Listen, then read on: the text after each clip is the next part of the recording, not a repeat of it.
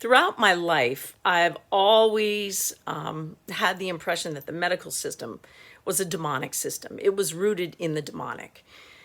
And think about this. And I know some people, you work in the medical system, and I'm not saying the people that work in the medical system are bad.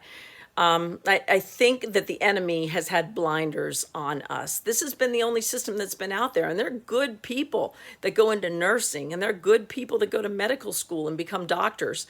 And there are a lot of good Christians that are in the medical industry. And they went into it because they wanted to help people, they wanted to cure people.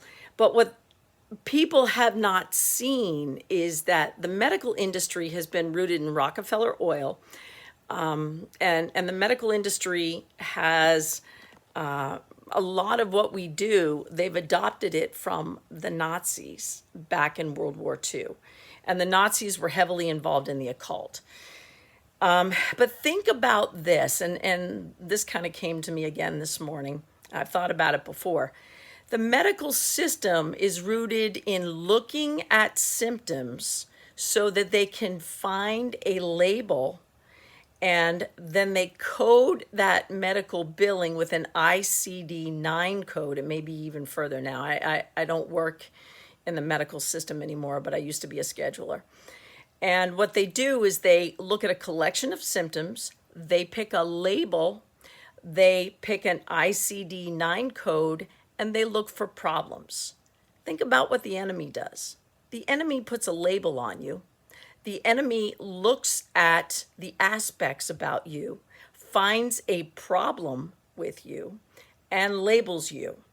So I thought, well, there's another indication right there that is contrary to the Word of God, because the Word of God says to declare things as to declare things as the Word of God says to declare them, not as you see them and not as you feel them, but as the Word of God says, and not to declare a problem over yourself, and not to go look for a problem.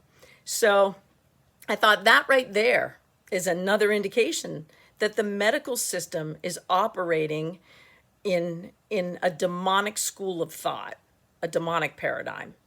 And you think about the coat that the doctor wears when he walks in, and how you're submitting to the doctor. You're not on an equal footing with the doctor, you're submitting to him.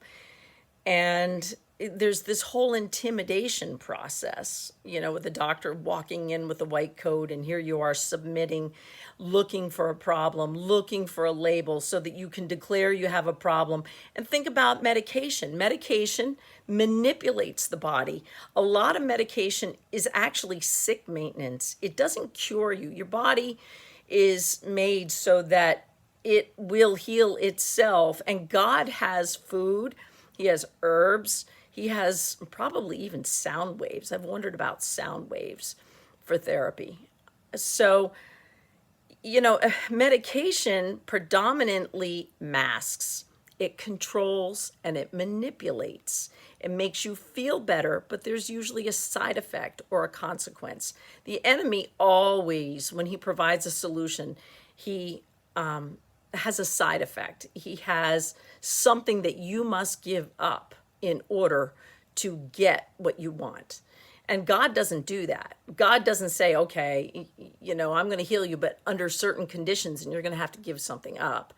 And I'm talking about in a negative light. God might ask you to give up a negative thing that's harming you or hurting you. But I'm going off on a tangent there. So honestly, I think that medication, the word pharmacy comes from the Greek word pharmakia. And the Greek word pharmakia actually means witchcraft. So ever since I was a young child, I saw problems with the root of the medical system. And I believe God's getting ready to take the medical system down. And I think it's being shown in this stab. And that's another video that I have for later.